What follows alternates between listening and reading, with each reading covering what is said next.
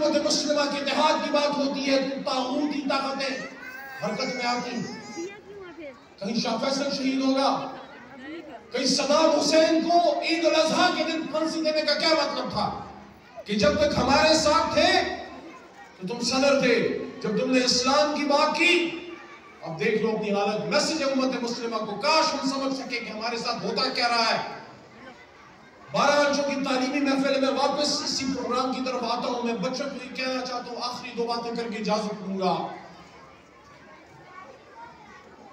یہ سب کچھ عارضی ہے، یہ رشتے، یہ دوست، آپ کے بچپن کے دوست آپ سے رہ جاتے ہیں. جو بچیاں ہیں جس گھر میں بڑی ہوتی ہے کچھ عرصے بعد اس گھر کو چھوڑ کے کہیں اور چلی جاتی ہے. کوئی اچھے لوگ مل گئے تو اس کی زندگی خوش نہیں ہے تو اس کی زندگی ایک ہر دینے کے امتحان. اسی طرح نوجوان، ایک وقت آتا ہے کہ وہ ہاتھ جو آپ کو اس چھوٹی سی انگلی سے پکڑ کے مدرسے یا اسکول لے کے جاتا ہے، آپ اپنے ہاتھوں سے اس بدن کے اوپر مٹی ڈال کے دفن کر کے گرا جاتا ہے. آپ کے پاس کیا رہ جاتا ہے؟ آپ کا ایمان، وہ تھوڑا بہت علم جو آپ نے حاصل کیا ہے. میں یہ بچوں کو کہنا چاہتا ہوں کہ اگر آپ گھر سے نکلے، چھوٹے بچے ہیں اس لیے میں بات ایسی کروں گا کہ یہ سمجھ جائیں کہ آپ جب اپنے گھر سے نکلتے ہیں باہر اور کہیں آپ سیر کے لیے جاتے ہیں، جس طرح اسٹڈی ٹرپس میں آپ جاتے ہیں، لاہور چلے گئے، مری آپ کو لے گئے، یا دوستوں کے ساتھ یا ایک ساتھ ہی کسی بازار میں آپ چلے گئے کچھ لینے، آپ گھر سے جتنے پیسے جیب میں لے کے نکلیں گے اتنا ہی خرچ کر سکیں گے. ایسا ہی ہے. اگر آپ نے جیب میں 5000 روپے رکھے آپ 10,000 کی خریداری نہیں کر سکتے. اسی طرح اگر آپ نے زندگی کے سفر پہ نکلنا ہے تو اپنے دل کی جیب میں، اپنے سینے میں علم کا ایک خزانہ لے کے چلے. اس کے بغیر آپ زندہ تو رہیں گے لیکن آپ آگے بڑھ نہیں پائیں گے.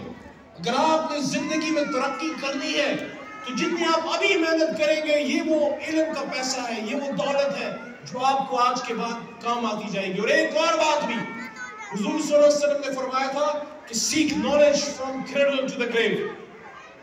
ماں کی گود سے لے کے قبر کی لحد تک آپ نے علم حاصل کرنا ہے. یہ نہیں کہ آپ نے بی ایس سی کر لی، انجینئرنگ کر لی، لا کر لیا، کوئی بزنس اسٹڈیز کر لی اور ڈگری لے کے تنخواہ لینا شروع کر دی، بچوں کو بڑا کر رہے ہیں، فنکشنز میں جا رہے ہیں، پیسے کما رہے ہیں. گھر دو، آپ کے سرحانے کتاب ہمیشہ ہونی چاہیے، اور کوئی کتاب ہونا ہو قرآن تو ہونا چاہیے. جتنا آپ پڑھیں گے، میں بچوں کو یہ کہنا چاہتا ہوں، جتنے بڑے لیڈر گزرے ہیں، آپ کا اپنا قائد اعظم بھی بڑا لیڈر تھا لیکن بڑا ایوڈ ریڈر بھی تھا. ریڈر، ہندوستان کا نہرو بڑا ریڈر گزرا ہے، بھٹو صاحب بڑے ریڈر، ساؤتھ ایشیا کی بہترین لائبریری ذوالفقار بھٹو کی تھی. ہماری جماعت کا اپنا لیڈر عمران خان، وہ بھی جیل میں بھی کتابیں پڑھتا ہے. دنیا کے جتنے بڑے بڑے آپ سٹارز دیکھ لیں جن کے نام ہیں، لیڈرز ہیں، وہ کتاب پڑھتے ہیں. اب یہ نہ سمجھیے چکا چوند میں وی آئی پیز جا رہا ہے، فلانا جا رہا ہے. آپ ان کی ذاتی زندگی دیکھیے، جو کتاب کے قریب ہوگا اس کی ذہنی ارتقاء ہوتی رہے گی. تو میں بچے اور بچیوں کو کہنا چاہتا ہوں، اگر آپ نے زندگی کے سفر میں آخرت کی خریداری کرنی ہے اور دنیا میں نام بنانا ہے تو اپنے سینے کو علم کا ایک خزانہ ضرور بنائیے، ورنہ وقت تو جانور بھی گزار دیتے ہیں. میں ایک بار پھر اپنے بچے اور بچیوں کو یہ کہنا چاہتا ہوں کہ ملک آپ کے پاس ضمانت ہے. جس آدمی نے بنایا وہ قلم کا مزدور تھا. محمد علی جناح ایک سیاستدان سے پہلے ایک وکیل تھے، قلم کے مزدور تھے، محنتی آدمی تھے. القاسم حبیب اللہ، کوئی باپ دادا سے ورثے میں ان کو کوئی بڑی جائیداد نہیں ملی تھی، بلکہ تاریخ کی کتابیں لکھتی ہیں کہ جب وہ انگلستان سے بیرسٹری کر کے آئے تو ان کے والد صاحب بینکرپٹ ہو چکے تھے. کراچی کے بجائے بمبئی جا کے بس گئے کہ وہاں میں اپنا فیوچر بناؤں گا. تو آپ کی تو ہمارے نبی صلی اللہ علیہ وسلم کا میسج کیا ہے؟ علم. پہلی وحی جو آئی وہ کیا تھی؟ اقرا. اور آپ کا قائد قلم کا مزدور.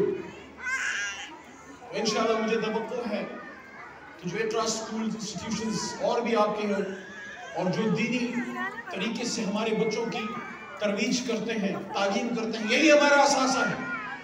جو ماڈرن ایجوکیشن سسٹم نوجوان کی آنکھ سے حیا اور بچی کے سر سے دوپٹہ چھین لے، وہ ڈگری تو دے سکتا ہے، حضور صلی اللہ علیہ وسلم کے طریقوں پہ آپ کی نشو و نما نہیں کر سکتا. آغاز محمد علی جناح کہ اس قول سے میں ان کے اس فرمان پہ میں اختتام کرتا ہوں جو انہوں نے سپی دربار میں کی تھی اور اس میں قرآن اور سنت کی طرف حوالہ دیا تھا. 1948 اپنی وفات سے چند ماہ پہلے انہوں نے فرمایا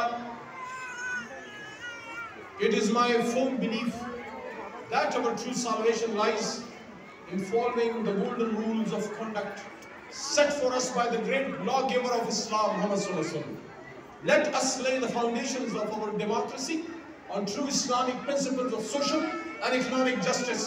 مفہوم 1948 سپی دربار قائد اعظم کی فوتی سے پہلے ان کے چند آخری فرمانوں میں سے ایک خطاب کہ میرا کوٹ ان کوٹ قائد کہتے ہیں کہ میرا یہ پکا ایمان ہے کہ ہماری اصل نجات تب ہوگی جب ہم قرآن اور سنت کے ان سنہری اصولوں پہ عمل کریں جو اسلام کے سب سے بڑے قانون دان پیغمبر خدا نبی آخر زمان حضور نبی کریم صلی اللہ علیہ وسلم نے ہمیں دیے. اور پھر کہتے ہیں آئے اپنی جمہوریت کی بنیاد اسلام کے صحیح معاشی اور معاشرتی اصولوں پر رکھیں. اس دعا کے ساتھ کہ اللہ تعالیٰ ہمارے سینوں کو علم کا خزانہ بنائے کیونکہ اللہ نے اور ان کے حبیب نے صرف ایک چیز میں زیادتی کی دعا مانگی ہے. علم میں زیادتی کی اس طرح نہیں مانگی کسی اور چیز میں, صرف علم مال میں نہیں مانگی, صرف علم میں مانگی جو حضور صلی اللہ علیہ وسلم کی محبوب ترین دعا ہے کہ ربی زدنی علما. تو علم جتنا ملے وہ کم ہے. لا یکلف اللہ نفسا الا وسعها لها ما كسبت وعليها ما اكتسبت. ربنا لا تؤاخذنا إن نسينا أو أخطأنا ربنا ولا تحمل علينا إصرا كما حملته على الذين من قبلنا ربنا ولا تحملنا ما لا طاقة لنا به واعف عنا واغفر لنا وارحمنا أنت مولانا فانصرنا على القوم الكافرين. آمين. پاکستان